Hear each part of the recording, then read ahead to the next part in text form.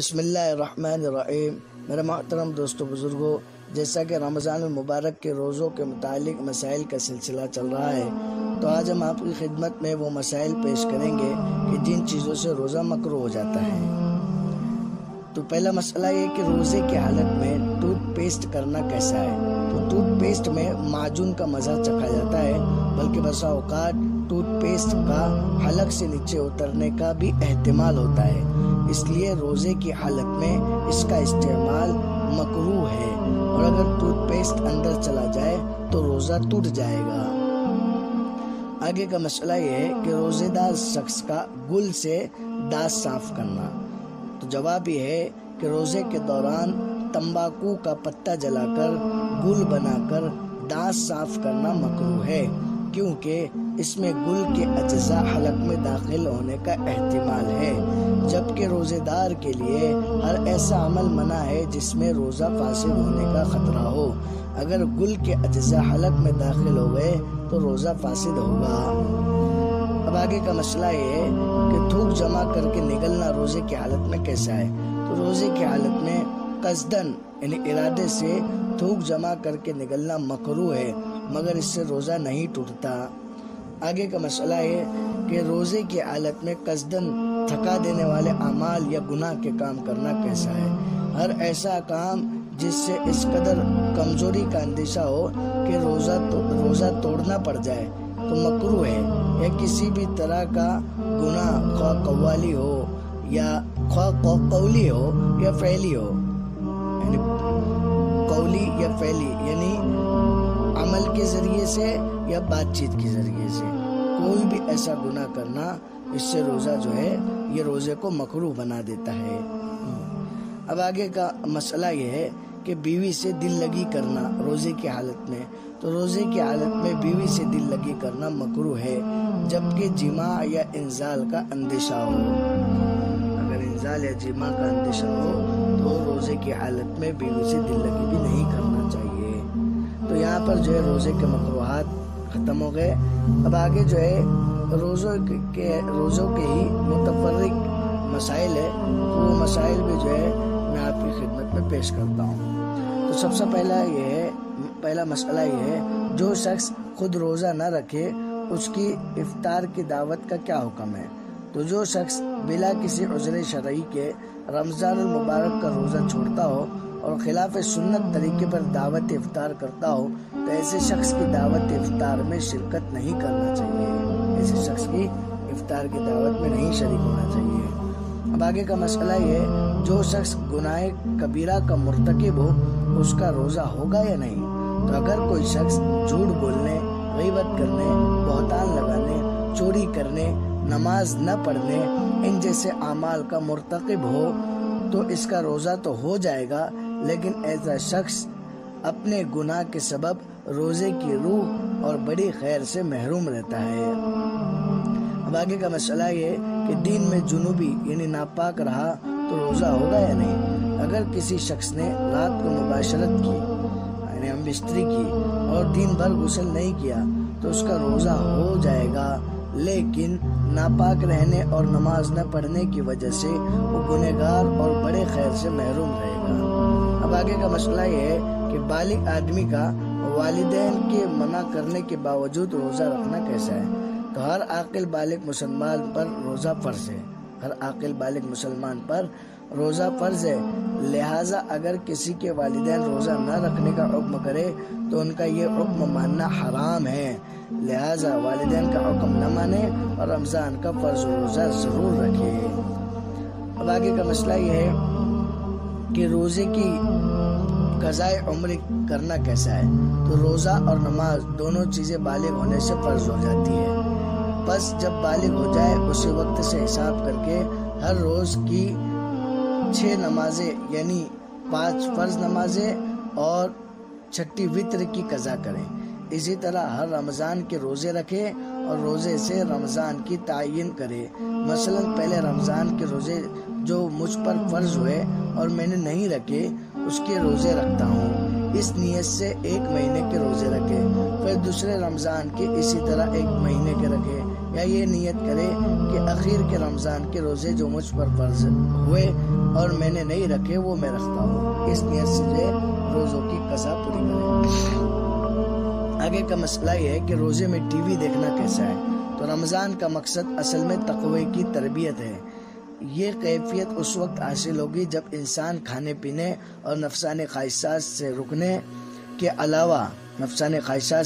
کے علاوہ زبان، کان اور نگاہ کی بھی حفاظت کرے۔ اسی لیے آپ صلی اللہ علیہ وسلم نے خاص طور پر روزے کی حالت میں غیبت اور جھوٹ وغیرہ سے پرہیز کرنے کی تلقین فرمائی۔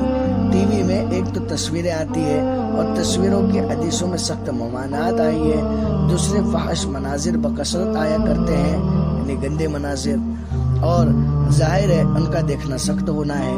اس لیے یوں تو عام حالت میں بھی ٹی وی دیکھنے سے اجتناب کرنا یعنی پرہیز کرنا واجب ہے، لیکن روزے کی حالت میں اس کا خصوصی اہتمام کرنا ضروری ہے۔ آگے کا مسئلہ یہ کہ رمضان میں امتحان ہو تو روزہ نہ رکھنا یا توڑ دینا جائز ہے یا نہیں؟ تو امتحان کے لیے رمضان المبارک کے روزے توڑنا یا نہ رکھنا جائز نہیں، بلکہ روزہ رکھ کر امتحان دینا زیادہ بہتر ہے کہ اس سے اللہ کی مدد آئے گی۔ آگے کا مسئلہ ہے نماز تراویح پڑھے اور روزہ نہ رکھے، اس کا کیا حکم ہے شریعت میں؟ اگر کوئی آدمی نماز تراویح ادا کرے اور بلا عذر یعنی بغیر کسی عذر کے رمضان کے روزے چھوڑ دے تو اس کی نماز تراویح تو صحیح اور مقبول ہو جائے گی، لیکن بلا عذر رمضان المبارک کے روزے نہ رکھنے کی وجہ سے گنہگار ہوگا۔ آگے کا مسئلہ ہے رمضان میں ہوٹل کھولنا کیسا ہے؟ تو رمضان المبارک کا احترام کرتے ہوئے دن کو کھانے پینے کی ہوٹل بند رکھنا ضروری ہے۔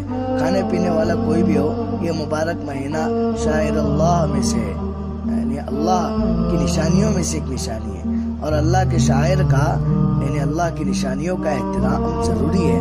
قرآن میں اللہ تبارک و تعالی نے فرمایا وَمَن يُعَظِّمْ شَعَائِرَ اللَّهِ فَإِنَّهَا مِن تَقْوَى الْقُلُوبِ۔ کیا فرمایا اللہ تبارک و تعالی نے؟ وَمَن يُعَظِّمْ شَعَائِرَ اللَّهِ فَإِنَّهَا مِن تَقْوَى الْقُلُوبِ۔ ترجمہ کہ یہ اللہ کی نشانی ہے، یہ رمضان المبارک کا جو مہینہ ہے یہ اللہ تعالیٰ کی نشانی ہے، لہٰذا اگر دین کو ہوٹل کھانا کھلانے یا چائے پلانے کے لیے کھولے گا تو ماہ مبارک کی حرمت باقی نہیں رہے گی اور کھولنے والا گنہگار ہوگا۔ البتہ شام کو افطاری سے کچھ پہلے لوگ افطاری کی چیزیں خرید کر اپنے گھر لے جاتے ہوں تو اس میں کوئی خرابی نہیں۔ آگے کا مسئلہ ہے تعلیم کے حرج سے رمضان کا روزہ چھوڑنا کیسا ہے؟ تعلیم کی خاطر رمضان المبارک کے روزے چھوڑنے کی اجازت نہیں، اگرچہ بعد میں قضا کرنے کی نیت ہو، کیونکہ تعلیم ان اعذار میں سے نہیں یعنی ان عذروں میں سے نہیں جن کی وجہ سے روزہ افطار کرنے کی اجازت ہے، اور ویسے بھی شرعی عذر کے بغیر رمضان المبارک کے مہینے کا ایک روزہ چھوڑنے سے جو نقصان ہوتا ہے اس کی تلافی سارے عمر روزہ رکھنے سے بھی نہیں ہوتی۔ باقی کا مسئلہ ہے جن علاقوں میں طویل دن ہو وہاں روزہ کس طرح رکھے، یعنی دن لمبا ہو تو وہاں روزہ کس طرح رکھے؟ تو جن علاقوں میں 20 یا 22 گھنٹوں کا دن ہوتا ہے وہاں طویل روزہ رکھنا ہوگا، البتہ ضعفاء اور کمزوروں کو استطاعت نہ ہونے کی وجہ سے یعنی طاقت نہ ہونے کی وجہ سے رخصت دی جائے گی، مگر جب دن چھوٹے ہو جائیں تو اس وقت قضا لازم ہوگی۔ البتہ جہاں طویل عرصے تک دن باقی رہے مثلا 6 مہینے وغیرہ تو وہاں روزہ اندازن ہوگا، قریبی ملک میں جتنے گھنٹے کا دن ہوگا اس کے برابر روزہ رکھا جائے گا۔ اب آگے کا مسئلہ ہے بچوں سے روزہ رکھوانا کیسا ہے؟ تو روزہ دوسری عبادتوں کی طرح بالغ ہونے کے بعد ہی فرض ہوتا ہے، لیکن جسمانی عبادتوں کا اچانک شروع کرنا اور اس پر کاربند رہنا دشوار ہوتا ہے، اسی لیے بلوغ سے پہلے ہی ان عبادتوں کی عادت ڈالنا چاہیے تاکہ عبادت فرض ہونے کے بعد اس کی ادائیگی میں دشواری نہ ہو۔ نماز کے بارے میں رسول اللہ صلی اللہ علیہ وسلم نے اس کا باضابطہ حکم دیا کہ بچوں کو 7 سال کی عمر میں نماز پڑھنے کو کہا جائے اور 10 سال کی عمر میں نماز نہ پڑھنے پر سرزنش بھی کی جائے، یعنی ڈانٹا جائے۔ روزے کے بارے میں غالباً ایسی کوئی صراحت منقول نہیں، لیکن یہ ظاہر ہے کہ نماز سے زیادہ روزے کی عادت ڈالنے کی ضرورت پیش آتی ہے، اس لیے بدرجہ اولیٰ بالغ ہونے سے پہلے اس کی عادت ڈالنی چاہیے، اور نماز پر قیاس کرتے ہوئے 7 سال کی عمر سے کچھ روزے رکھوانے چاہیے۔ بچوں کے روزے کے لیے خاص عمر کی تحدید نہیں، یعنی حد بندی نہیں، اس کا خیال رکھنا چاہیے کہ اس میں روزے کو برداشت کرنے کی قوت پیدا ہو گئی ہو اور وہ روزے کا شعور رکھتا ہو تاکہ اس کی نیت کر سکے۔ تو یہاں پر جو ہے روزوں کے چند متفرق مسائل تھے، وہ ہم نے آپ کی خدمت میں پیش کیے۔ کچھ اور مسائل باقی رہ گئے، آئندہ کل انشاءاللہ جو آپ کی خدمت میں پیش کریں گے۔ اللہ تبارک و تعالیٰ سے دعا ہے کہ اللہ تبارک و تعالیٰ اس ماہ مبارک کی قدردانی کرنے کی توفیق عطا فرمائے، روزوں کا عبادت اور تلاوت اور دعاؤں کا اور تراویح کا اہتمام کرنے کی توفیق عطا فرمائے۔ السلام علیکم ورحمۃ اللہ وبرکاتہ۔